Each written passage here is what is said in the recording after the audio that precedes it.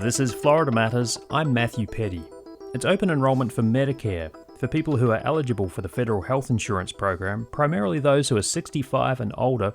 Picking a plan and making sure it's affordable can be a challenge, especially paying for medication when you're on a fixed income. So today, we're going to take some time to talk with a volunteer who spent the last 6 years guiding people through the process. But first, when the COVID-19 pandemic began, the federal government told states to stop determining eligibility for Medicaid, the program which provides medical and other health-related services to low-income people. It was one of several steps taken to help Americans at a time when they were struggling with the uncertainty of health concerns, job losses, and other challenges brought on by the pandemic. But when the COVID-19 emergency officially ended this spring, states went back to removing people they deemed ineligible from Medicaid rolls. Since May, hundreds of thousands of Floridians have been disenrolled from Medicaid, but many of them have been dropped for procedural reasons, meaning they are still technically eligible for Medicaid, but may have, for example, missed a piece of mail or not have the right contact information. Advocates worry that some of the most vulnerable Floridians, including young people under the age of 20, may be losing access to needed health care. Well, joining us is WUSF's Stephanie Colombini. She's been covering Medicaid beneficiaries being dropped from the healthcare program. Stephanie, thanks for being here. Thanks. Also joined by Fran O'Byrne, volunteer for SHINE, which stands for Serving Health Insurance Needs of Elders. It's a program offered by the Florida Department of Elder Affairs, which provides health insurance information for Medicare beneficiaries. Fran, thank you so much. Thank you. Stephanie, let's start with Medicaid. So talk us through what Medicaid unwinding is and how it ties back to the COVID-19 pandemic, because this has been unfolding or unwinding, I suppose, since the start of the year, right?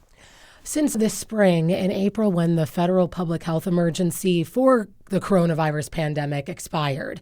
And so what had happened a few years ago when the pandemic really kicked off is the federal government told states, you cannot kick anybody off Medicaid, even if their income eligibility changes. They just understood how unstable a time it already was with COVID and job losses and health scares. So they said, let's keep things as they are, and they gave states additional money to make up for that. And so Florida saw its Medicaid enrollment balloon. There were 3.8 million beneficiaries in January of 2020. By this April, there were 5.8 million people enrolled in Medicaid. And so the state had to start, for the first time in 3 years, redetermining who was actually eligible for Medicaid now. And so we've seen this process unfold the last 6, 7, 8 months, and over 600,000 people have lost coverage so far as the state is determining who is and isn't eligible. Mm-hmm. The problem is, are all of those people, those 600,000, actually ineligible? And that's where some concerns arise.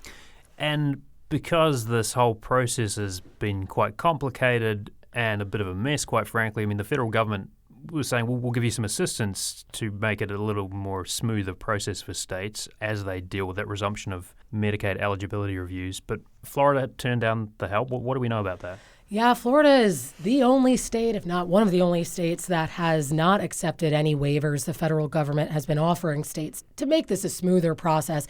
And it's an issue nationwide. You know, Florida is not the only state where we're seeing concerns arise.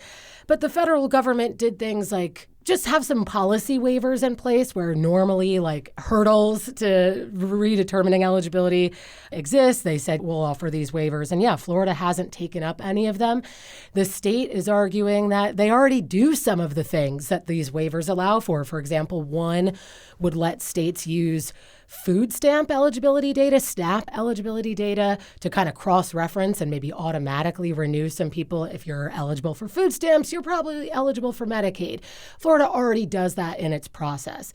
But then there are some other things advocates would like the state to do. Like there's one waiver that would allow states to rely more on the companies that manage the Medicaid plans to help residents renew their eligibility and renew their coverage.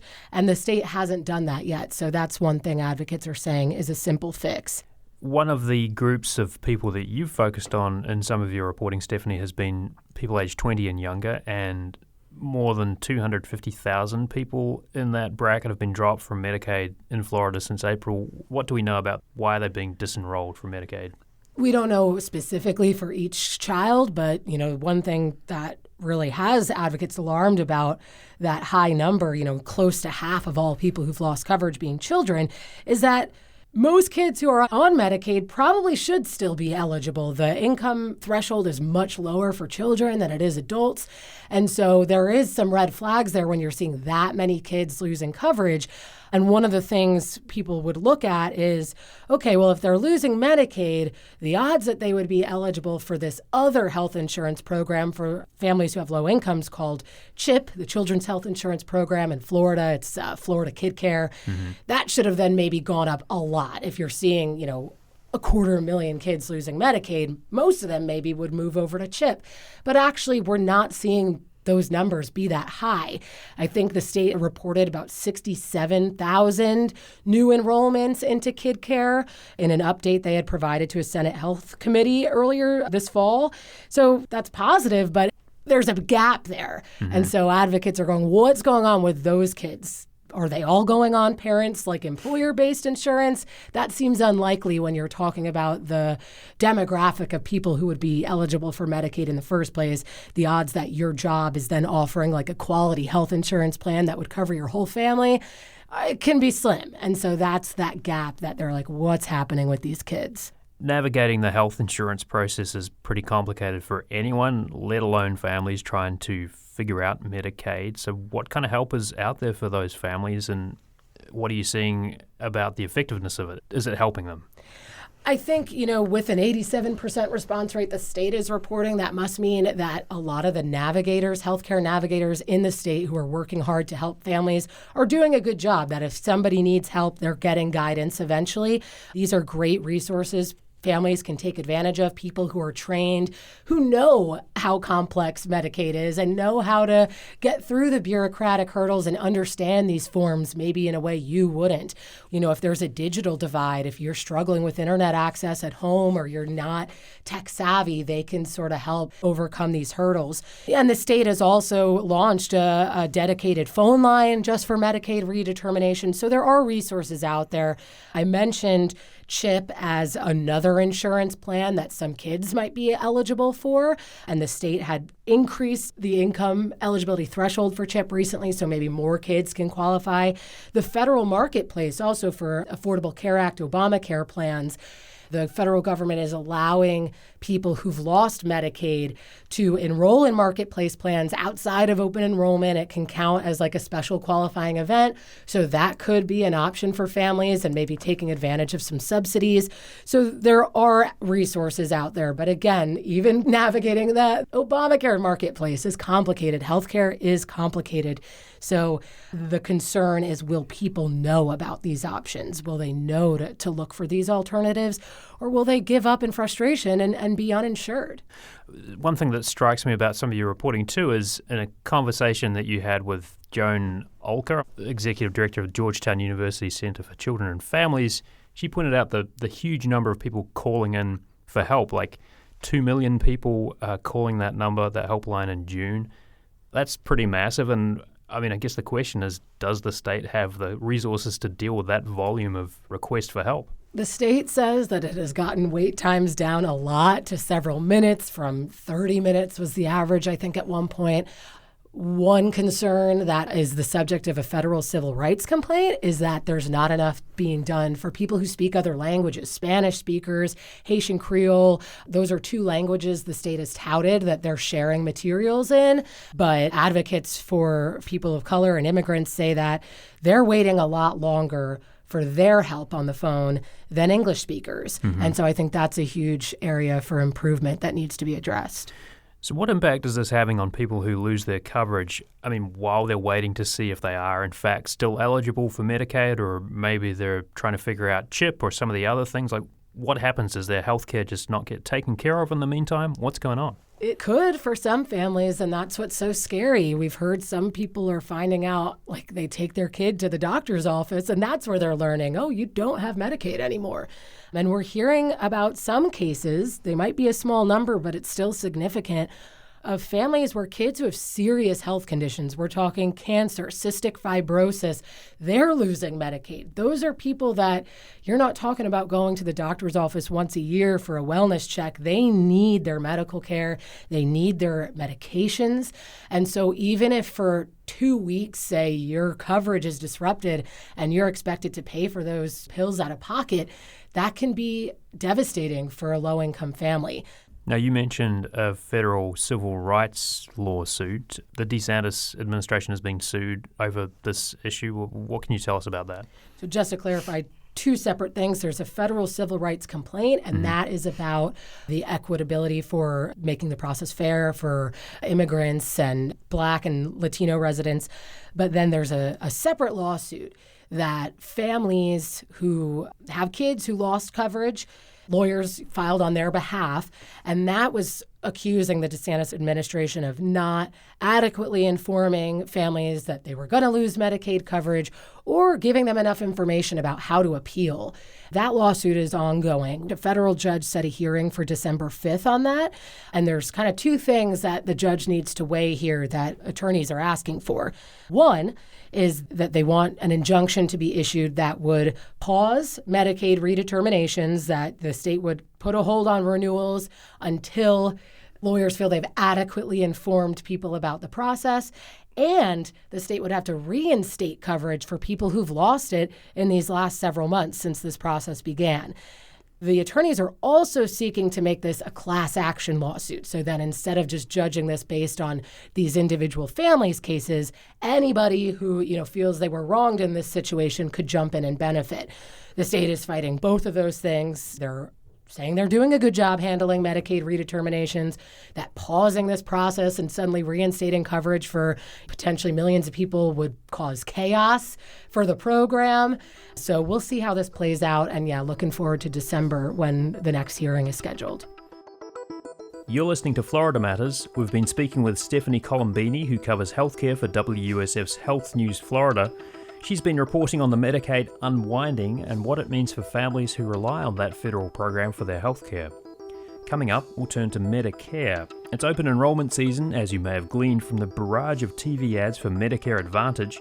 We'll talk about what's changed and some of the challenges facing Medicare recipients in the greater Tampa Bay region as they navigate the dizzying array of plans and try to figure out drug costs and other expenses. Welcome back to Florida Matters. I'm Matthew Petty.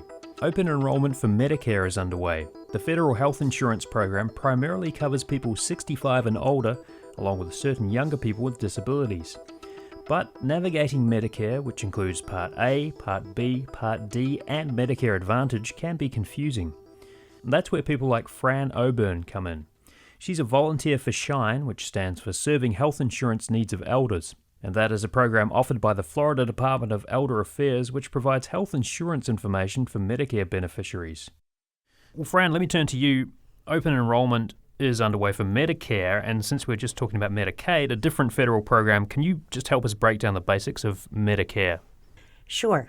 Medicare offers two options, whether you go with original Medicare, which covers inpatient hospital, everything that's outpatient hospital, separate plan for drugs, and an optional Medigap or supplement policy, or a Medicare Advantage or Part C, which is more like what people are used to from employer health cares, where it's an HMO or a PPO program. So already my head's kind of spinning, so I'm glad I'm not quite at the stage where I have to think about this myself. But, I mean, this is complicated stuff, right? Very complicated. And just to clarify, too, I mean, Medicare is a federal health insurance program. It's mostly for people who are 65 and older. There are certain younger people with disabilities who also qualify for Medicare. I'm wondering, in your capacity as a volunteer for SHINE, do you get many inquiries from folks who aren't in that 65 and older bracket? Absolutely. Normally, if you go on disability at any time in your life, you have to wait 24 months that you would be on disability, and then you qualify for Medicare, no matter your age. And that's a plus for many people that, for some reason or another, are now disabled. So we've got Medicare Part A, we've got Medicare Part B, and Medicare Part D. Just go through those one more time. What exactly are they? What do they cover? Okay, Part A is inpatient hospital. There is a deductible, which is quite hefty. That is free for most Americans as long as you have worked at least 10 years in the United States. Part B is what everybody pays for, and for next year, the price is going to $174.70. This year, it's $164.90. So that's the price that the average American is going to be spending for their health care. Is that per visit or? No, that's per month. Oh, okay. And then if you have original Medicare, you have to add a separate drug plan, which could be costing anywhere from $0 to $150. I'd say the average is about $40. And then an optional coverage would be a supplement or a Medigap, which would enable you to not have to pay 20% towards your medical costs. Mm-hmm. Medicare covers 80% standard, and you are responsible for 20%. Your Medigap will pay that 20%. So that price is going to add up pretty quickly for folks. Yes. And if you're on a fixed income, that's kind of a scary thing. Yes, especially if you are someone that is in a two-person household and you go that route with original Medicare, the average 65-year-old will pay about $400 a month. So there you're talking about $9,000 a year out of a fixed income. What about Medicare Advantage? This is something we're seeing constantly advertised on TV right now because we're in the open enrollment period. So talk us through that. Okay. If you're watching TV and they say, free, free, free, it ain't free. Nobody gives you money for nothing. If they're giving it to you with one hand, they're taking it in another place with the other hand. So in Hillsborough County alone, there are 63 Medicare Advantage plans. Now, I am not going to go through 63 plans for every person that I help. But we narrowed down the focus based on questions we ask you, like the doctors that you already see, the prescriptions you already get. Is it important for you to have a doctor nearby? What hospital you like best?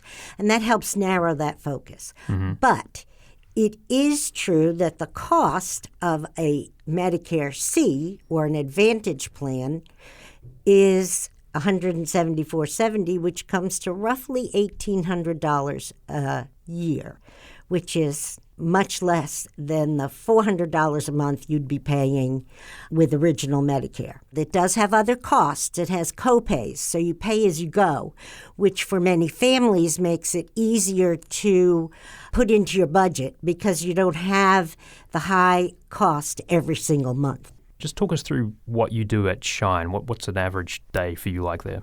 Well, during open enrollment, it's pretty darn busy. That's our Super Bowl, only it's a 6-week-long process. What we do, and I do think that it's super important that every single person on Medicare do a health care check once a year because your financial situation changes, your health changes, your meds or doctors change, and you annually look at your car insurance and you annually look at your homeowners. Wouldn't your health be just as important? And so that is a foreign concept to most people. They sign up and say, I'm good. I don't have to do anything else till I die. Mm-hmm. Wrong. And so what we do is the plan that you signed up for last year may not have the same benefits that you need today. So we do an evaluation of the plan that you're in, the things that you need now going forward, and determine options for you. A Shine counselor will never give you only one recommendation because there is not one right plan for every single person. There are options. And so normally we do an evaluation of what you're looking for, if it's original Medicare or an Advantage plan, of 2 to 3 plans. We will answer questions and help you enroll, but the final decision making is your choice. Can you give me a sense of how many people in the Tampa Bay region Shine helps and what those trends are in terms of numbers? Yes, actually, I do have some numbers with me.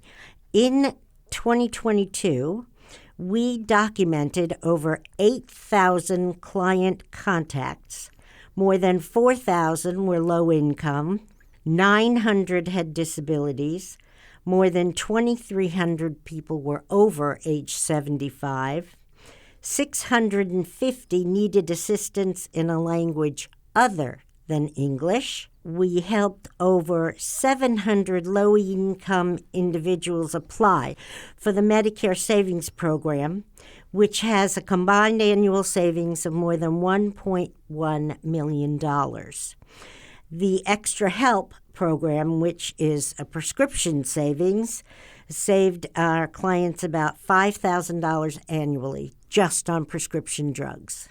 So talk us through some of those costs. I mean, you sort of mentioned this, but what kind of prices are people paying for premiums? The premium is $174, and if you get financial assistance, there's the Medicare Savings Program that could pay for your Part B premium that you wouldn't have to pay at all. That's 3 levels. That's all based on assets and income, and one of those also covers copays and any coinsurance that you would not have to pay. If you go the other way with Original Medicare, there's really not assistance for supplements for the Medigaps, but you could still qualify possibly for help with drugs. You've got what appears to be a pretty encyclopedic knowledge of Medicare.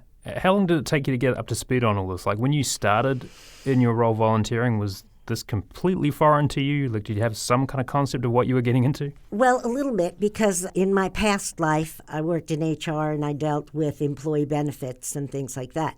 So I had a little bit of knowledge, not of Medicare, but just health insurance. It takes a long time to become fluent in this language. However, the first year takes the most amount of time because this is in people's lives that you're affecting. And a mistake can jeopardize someone's health and life in a very negative way. So it's important that new counselors are always held by the hand. We don't let anybody out on their own to do any of this work without lots and lots of training and mentorship. And research. And in the beginning, it takes a long time because you have to research almost everything. But as time goes on, and I've been doing this about 6 years now, a lot of stuff you remember, and I still have to look up stuff because it changes all the time. Yeah. According to a recent Gallup poll, over 1 in 3 adults 50 plus have foregone basics like food to pay for healthcare, and some older Americans are skipping healthcare because of the cost. I'm wondering what you're hearing from the folks that you talk to. Are you getting stories like that, and what kind of advice can you offer them? Yes, we do. The most common questions have to do with the cost of prescriptions. And there are multiple prescriptions that are very expensive. And so we start to hear from those people late summer, early fall, because you go into what used to be called the donut hole, or now is called the coverage gap. It's much nicer sounding. But the end result is the same.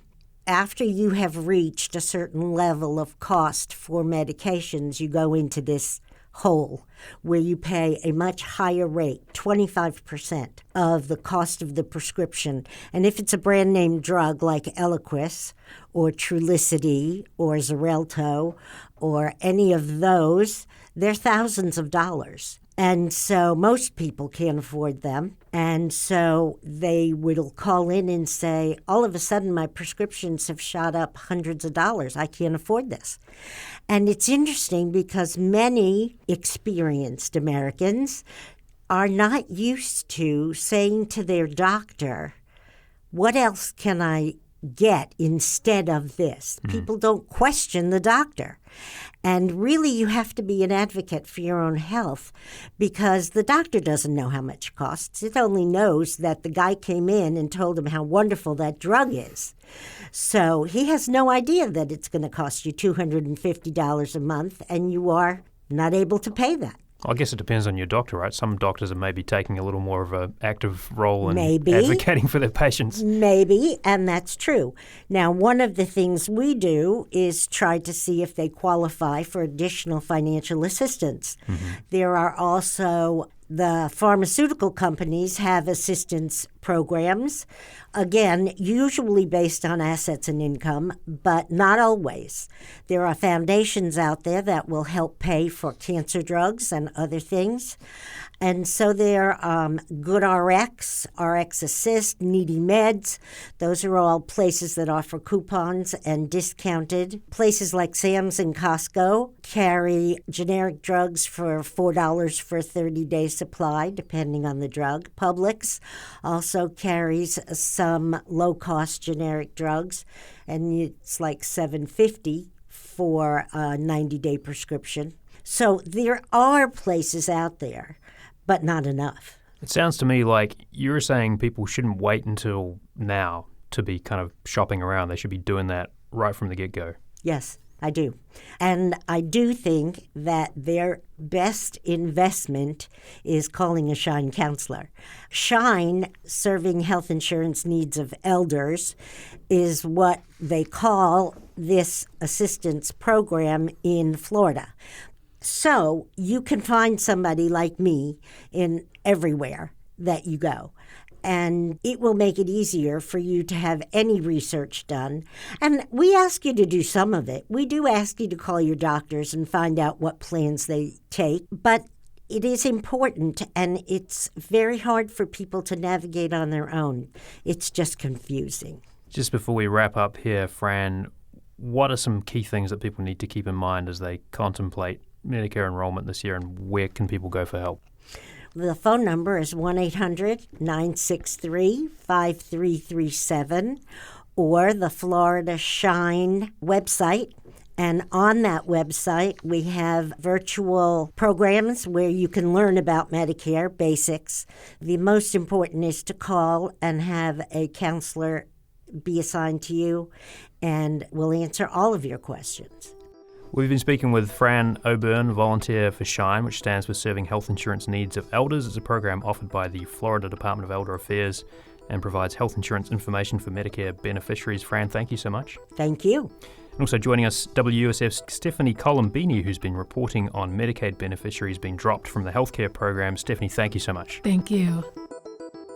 That's our show for this week. If you want to find out more about SHINE, we'll have a link on our website, wusf.org. There you can also listen back to this interview or previous episodes, or sign up to get the Florida Matters podcast. Engineering support for this episode from Jackson Harp and Blake Bass. Our producer is Steve Newborn. Production assistance from Mary Shedden. I'm Matthew Petty. Thanks for listening.